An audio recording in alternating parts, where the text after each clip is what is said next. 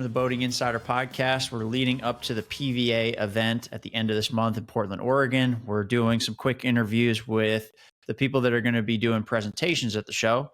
Mike Venturella, you are a forensic naval architect and marine engineer at Sea Limited. And so the topic you're going to be covering is forensic engineering and consulting, a powerful resource for claims and litigation. That's on Monday, January 29th at 1:45 p.m. Mike, thanks for joining us. I appreciate it. Thanks for having me. Yeah, absolutely. So before we dive into some of the topics that you're going to be covering in the presentation, I think if we touch on your background and how you got here, that provides some nice context for why you're going to be presenting what you are. Sure, absolutely. So I have basically only done jobs around the water in my entire life as a working adult. So that might give you a little bit of an idea. But just to give you an idea what I mean there, I joined the Coast Guard right out of high school. I went to the United States Coast Guard Academy in New London, Connecticut. And over the 24 years after high school, I served that time in the Coast Guard and retired as a commander. During my time in the Coast Guard, I did a lot of things that relate to the passenger vessel industry. In particular, I was a marine inspector from about 2003 onward of small passenger vessels. And also along the way, I became a naval architect and marine engineer, as mentioned by my job title.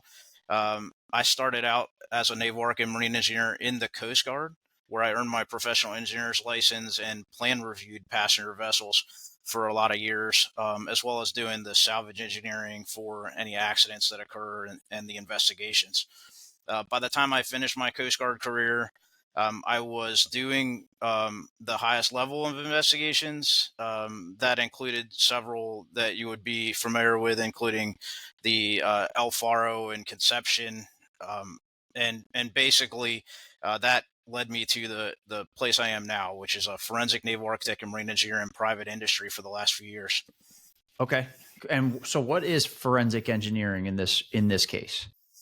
Absolutely. So my job as it stands right now at SEA Limited or C, it basically what they asked me to do is to work directly with the insurance companies, the attorneys, as well as individuals like a passenger vessel owner or operator directly. My job is to help settle claims, to deal with litigation, or in a specific instance of a passenger vessel owner, it might be something like helping you deal with an appeal or a regulatory matter that you're dealing with. Now, I am fully trained as a designer for basically everything on a boat. That's what the naval architect and marine engineer piece is. But I am not a designer in this job. As a forensic professional, I'm helping dealing with incidents that occur or basically when things go wrong. Okay. All right, got it. So right now, in this capacity, you're dealing with when things go wrong. So you seem, correct me if I'm wrong, but you're looking at things more after the fact. So based on what you're finding, and maybe we keep this high level, but let's dive into some details. How can PVA members use some of the things that you found in your, I'll call them postmortems, I guess, for a lack of a better word?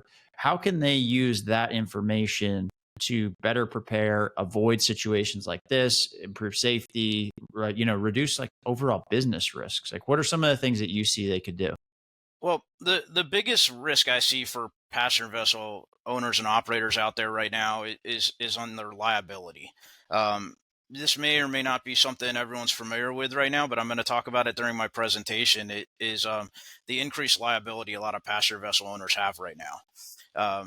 Basically, for a lot of years, since about 1851, there's been a law in place that allowed the passenger vessel owners to limit their liability to about the value of the vessel.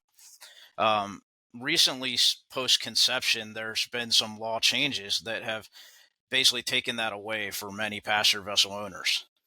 So that's a high risk.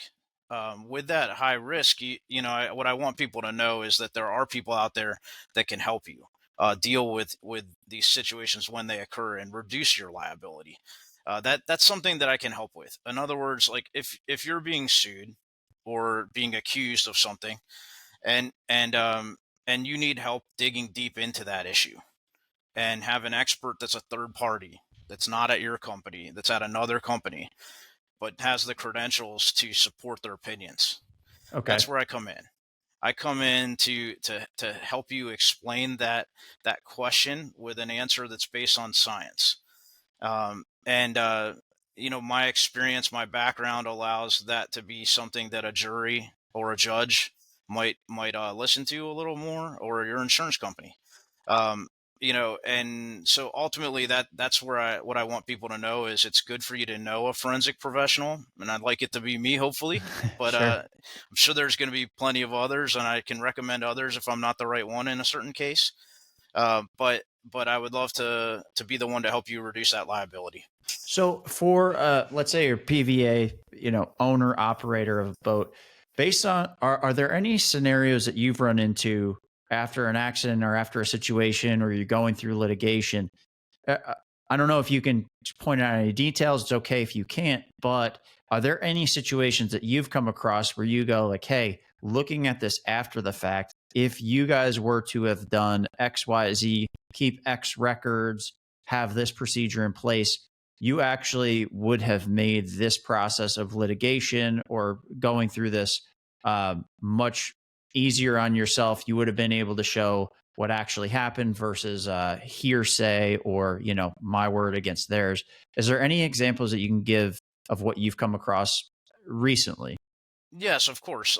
And those type of conversations and findings happen basically every time that I go out and do this type of work. There is a difference. Like when I did investigations for the Coast Guard, for instance, you're probably many of the people that listen to this will probably be familiar with Coast Guard and National Transportation Safety Board investigations. When you look at those type of investigations, you will see that they basically write down everything that they think in the report. And so these turn into lengthy reports in which there's a lot of things put down that are recommendations for safety and so forth. That's not what you're going to necessarily get from a forensic professional. The forensic professional will still find a lot of these things, and in many cases find more than the NTSB and the Coast Guard.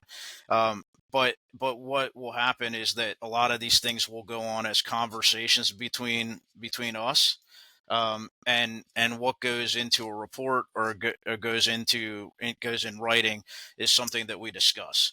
And so ultimately, like, if I think that you need to put a safety management system in place, like, because that would have helped reduce liability or improve safety.